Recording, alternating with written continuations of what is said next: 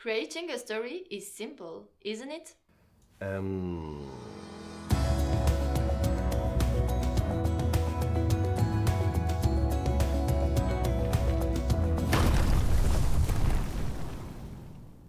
This project was born of the desire to create a funny story in an imaginary universe, inspired by Big Fish and The Secret Life of Walter Mitty. We had a very interesting and pleasant collaboration with Sylvain and 16, who brought our characters to life.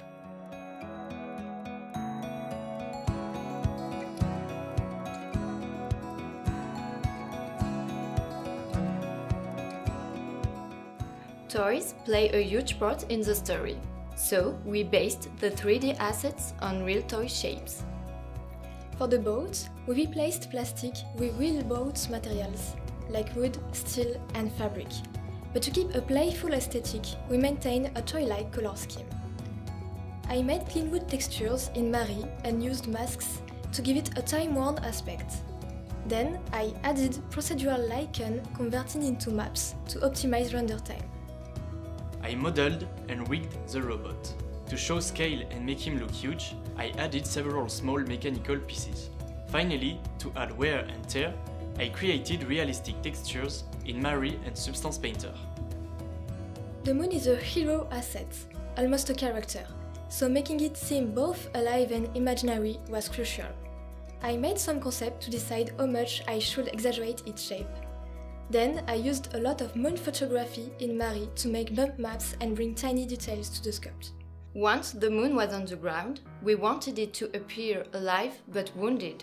So we made the brightness oscillate to make it look like it was still breathing.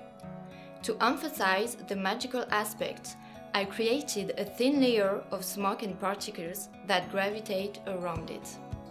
When the actor put the moon back in the sky, a painted sphere was used on set with tracking points. This made the geo-tracking trouble-free. Then, using a CG hand as a double, I restored the shadow contact on the moon.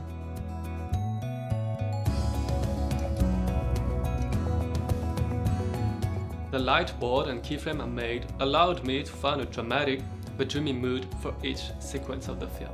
This made it easier for me to light the 3D shots.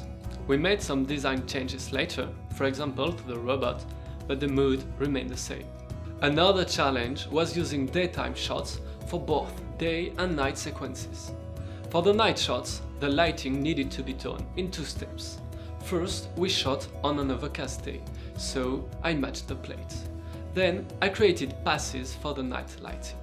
In this way, I was able to transform day into night using all the CG elements, plus the kid actor and the light interaction passes. For readability, I decided to relight the actor, since he was shot on a green screen. In addition to the sky, the city is the backdrop to all the action, so we wanted the streets to look realistic. That's why we scanned real buildings. To save time, we did cam maps and we cleaned the textures based on what the camera sees. But we couldn't scan thousands of buildings.